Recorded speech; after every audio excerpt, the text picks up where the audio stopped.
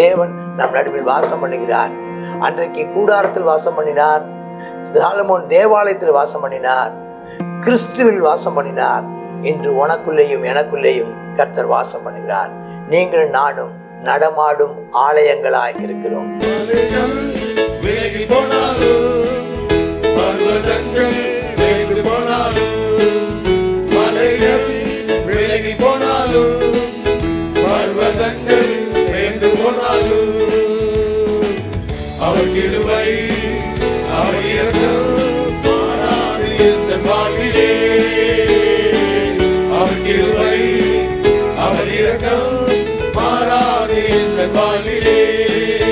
மலைகள் விலகி போனாலும் பர்வதங்கள் விலகி போனாலும் மலைகள் விலகி போனாலும் பர்வதங்கள் விலகி போனாலும் அவர் கிருபை அவர் இரக்கம் மாறாது இந்த வாழ்விலே. அவர் கிருபை அவர் இரக்கம் மாறாது இந்த வாழ்விலே. என்னை விட்டு விலகாத ஆண்டவர், என்னை ஒருபோதும் கைவிடாத சிநேகிதர்.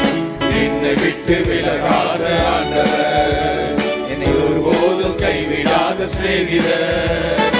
எனக்காக ஜீவன் தந்த ரட்சகர், என் வாழ்வில் என்று போதுமான. எனக்காக ஜீவன் தந்த ரட்சகர், என் வாழ்வில் என்று போதுமான. மலைகள் விலகி போனாலும் பர்வதங்கள் விலகி போனாலும் மலைகள் விலகி போனாலும் பர்வதங்கள் விலகி போனாலும் அவர் கிருபை அவர் இரக்கம் மாறாது இந்த வாழ்விலே. அவர் கிருபை அவர் இரக்கம் மாறாது இந்த வாழ்விலே. கர்த்தருடைய பரிசுத்த நாமத்திற்கு மகிமை உண்டாவதாக.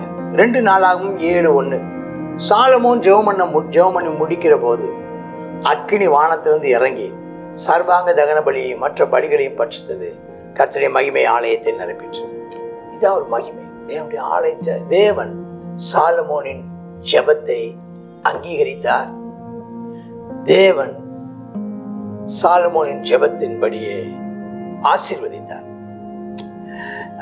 அக்கினி இறங்குகிறதையும் கர்த்தருடைய மகிமை ஆலயத்துமே தங்கி இருக்கிறதையும் இஸ்ரவேல் புத்திரர் எல்லாரும் பார்த்தபோது எல்லாரும் முகங்குப்புற விழுந்து, ஆண்டவரே கர்த்தர் நல்லவர், கிருபை என்றும் உள்ளது என்று பணிந்தார். அவர் நம்ம நேசிக்கிறதுக்கும் காரணம் அவர் மன்னிக்கிறதுக்கு தயவு பெறுத்தவர். அவர் மிகவும் நன்மை செய்கிறவரும் வெகுவாய் மன்னிக்கிறவருமாய் இருக்கிறார். அவர் நம்பத்தக்கவர். அதுக்கப்புறம் டெல்லிக்கு அந்த எல்லாவற்றையும் பலி செலுத்துறாரு. வரிசையா எல்லாரும் பலி செலுத்துறாங்க. ராஜாவாய் சாலமோன் 20,000 ஆடுகளையும் 120,000 ஆடுகள் எல்லாத்தையும் நினைச்சிற பலி செலுத்தி என்னை பிரதிஷ்டை பண்றாரு. எல்லாம் மக்களுக்கு தான். சூப்பர் தான். மட்டனும் மாட்டனும் சாப்பாடு. ஆசாரில் பணிவிடை செய்து நிற்கிறாங்க. எல்லா ஆசாரிலும் வாங்கி 1,20,000 ஆடு வெட்டினாலும் எல்லா லேவியர்கள் ஆசாரில் எல்லாருமே பிஸி வித்து ஆமேன். எல்லாருமே பயங்கர சுறுசுறுப்பாக என்ன செய்கிறாங்க, காணிக்கைகளை வாங்கி பலி செலுத்தி கர்த்தரை மையப்படுத்துகிறாங்க. அப்புறம் அந்த 120 பேர் அவங்க ஒரு பக்கம் பாட்டு பாடிட்டு இருக்காங்க. பாட்டு ஒரு பக்கம் போகுது, ஆமேன் ஸ்தோத்திரம். ஆராதனை ஒரு பக்கம் போகுது, மக்கள் ஒரு பக்கம் மகிமைப்படுத்துகிறாங்க. மியூசிக் ஒரு பக்கம் போகுது. ஒவ்வொரு பலிகளை ஒன்றன் பின் ஒன்றாக பலிகளை செலுத்துகிறாங்க. ஸ்தோத்திரம். சூப்பராக அந்த நாள் இருந்திருக்குது. அப்போ உண்டாக்கின மங்கள பலிபீடம் சர்வாங்க தகன பலிகளையும் போஜன பலிகளையும் நிலத்தையும் கொல்ல மாட்டாது இருந்தது. அப்புறம் நடு மையத்தையும் சாலமோன் பரிசுத்தப்படுத்தி அங்கே சர்வாங்க தகன பலிகளை செலுத்தி அங்கே நிலத்தை செலுத்தினானா. அக்காலத்தில் 8ஆம் வசனம், சாலமோனும் ஆமாத்தின் எல்லையிலிருந்து எகிப்தின் நதி மட்டும் அவனோடு கூட இருந்த மகா பெரிய கூட்டமாகிய இஸ்ரவேல் அனைத்தும் 7 நாளும் பண்டிகை ஆசரிச்சாங்களாம். அப்போ அந்த 7 நாள் ஆசரிப்பு கூடார பண்டிகை அது தொடர்ந்து ஒரு 7 நாள். சூப்பர். 8ஆம் நாளை விசேஷித்த ஆசரிப்பு நாளாய் கொண்டாடினாங்க. 7 நாள் பலிபீடத்து பிரதிஷ்டை, 7 நாள் பண்டிகை. 7ஆம் மாதத்தின் 23ஆம் தேதி தங்கள் கூடாரங்களுக்கு போக ஜனங்களுக்கு விடை கொடுத்தான் அப்படிங்கிறத நாம பார்க்கணும். கர்த்தர் நாமத்திற்கு மகிமை உண்டாவதாக. கர்த்தர் தாவீதுக்கும் சாலமோனுக்கும் தமது ஜனமாகிய இஸ்ரவேலுக்கும் செய்த நன்மைக்காக சந்தோஷமும் மன மகிழ்ச்சியுமாக போனார். எல்லாம் போனோடனே கர்த்தர் திரும்ப அவங்களோட கூட பேசுறார். காட் ரிப்ளை பண்றார். இந்த ஜெபத்துக்கெல்லாம் ஒருவேளை தீர்க்க தரிசனமா அந்த வார்த்தை வந்திருக்கலாம், அல்லது தேவன் தரிசனமாகி கர்த்தர் சொன்ன வார்த்தையை நம்ம பார்க்கணும். இவ்விதமாய் சாலமோன் 11ஆம் வசனம், கர்த்தருடைய ஆலயத்தையும் ராஜ அரண்மனையும் கட்டி தீர்த்தான். கர்த்தருடைய ஆலயத்திலும் தன் அரண்மனையிலும் சாலமோன் செய்ய மனதாயிருந்த எல்லாம் அவனுக்கு அனுகூலமாயிற்று. காரியம் வாய்க்க பண்ணினார், காரியத்தை நேரிட பண்ணினார். 7:12 கர்த்தர் இரவிலே சாலமோனுக்கு தரிசனமாகி, நான் உன் விண்ணப்பத்தை கேட்டேன், இந்த ஸ்தலத்தில் எனக்கு பலியிடும் ஆலயமாக நான் தெரிந்து கொண்டேன். நான் மழை இல்லாதபடி வானத்தை அடைச்சு அதை தேசத்தை அழிக்க வெட்டுக்கிளியான கட்டளையிட்டு அதை ஜனத்துக்குள்ளே கொள்ளை நோய் அனுப்பும்போது என் நாமம் தரிக்கப்பட்ட என் ஜனங்கள் தங்களை தாழ்த்தணும், ஜெபம் பண்ணணும், என் முகத்தை தேடணும், பொல்லாத வழியை விட்டா நான் பரலோகத்திற்கு நான் கேட்டு அவர் பாவத்தை மன்னிப்பேன், தேசத்து சேமம். என்ன செய்யணுமா? தாழ்த்தணும், ஜெபம் பண்ணணும், முகத்தை தேடணும், பொல்லாத வழியை விடணும்.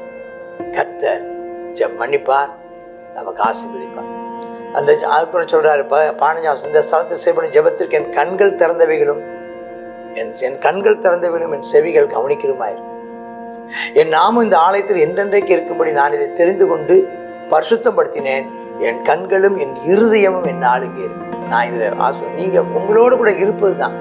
நான் அவர்கள் நடுவில் வாசம் பண்ண ஒரு கூடாரத்தை ஏற்படுத்தி, தேவன் நம் நடுவில் வாசம் பண்ணுகிறார். அன்றைக்கு கூடாரத்தில் வாசம் பண்ணினார், சாலமோன் தேவாலயத்தில் வாசம் பண்ணினார், கிறிஸ்துவில் வாசம் பண்ணினார். இன்று உனக்குள்ளேயும் எனக்குள்ளேயும் கர்த்தர் வாசம் பண்ணுகிறார். நீங்கள் நானும் நடமாடும் ஆலயங்களாய் இருக்கிறோம். இயேசு சொன்னார், நானே தேவாலயத்திலும் பெரியவர் என்று. காரணம், அவர் பிதாவின் மகிமையை சுமந்து நடந்தார்.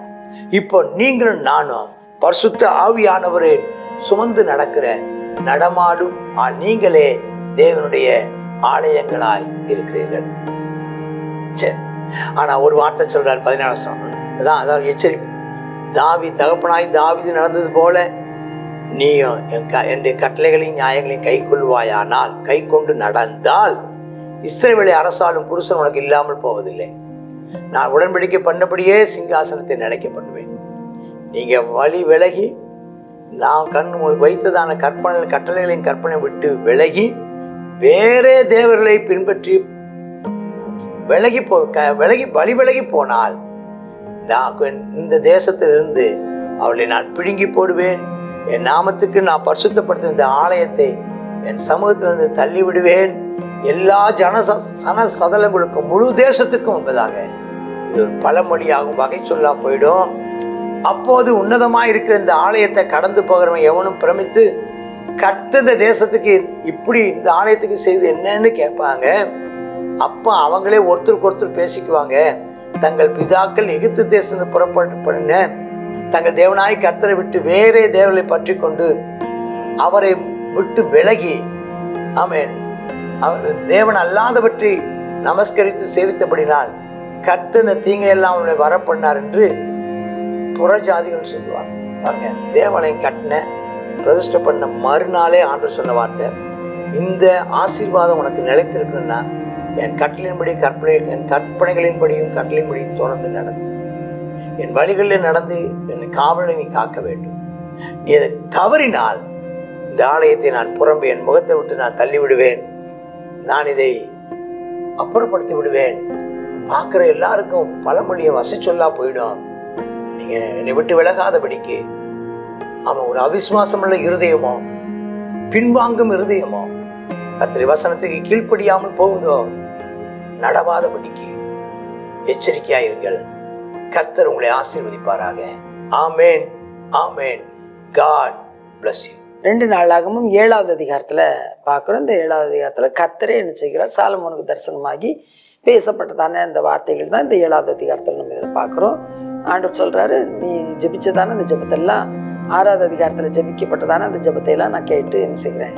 நான் என்ன செய்கிறேன்? சொன்னபடியே உன் விண்ணப்பத்தை கேட்டு இந்த ஸ்தலத்தில் எப்போவும் என்ன செய்ய என்னுடையதான கண்கள் திறந்தவைகளும் எங்களுடைய செவிகள் கவனிக்கிறவர்களுமாய் இருக்கும்.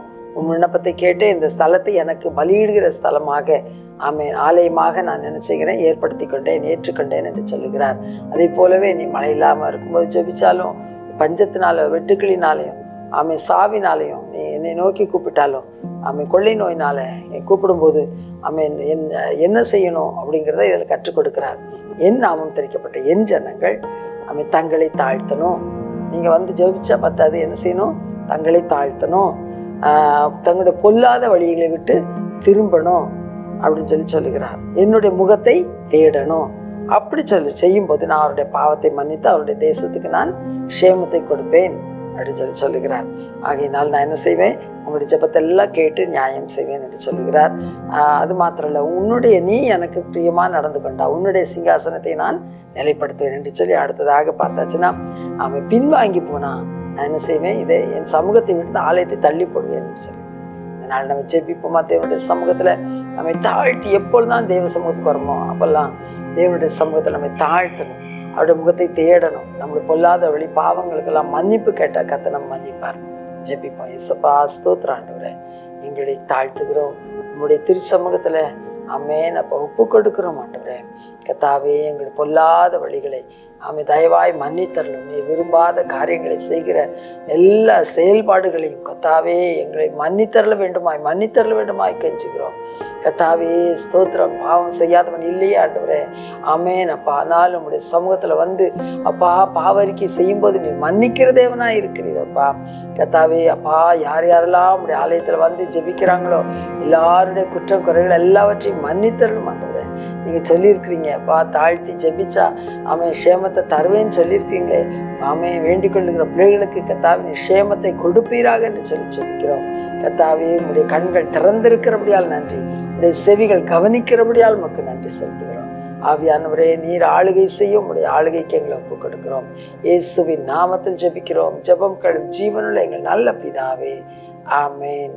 ஆமேன்.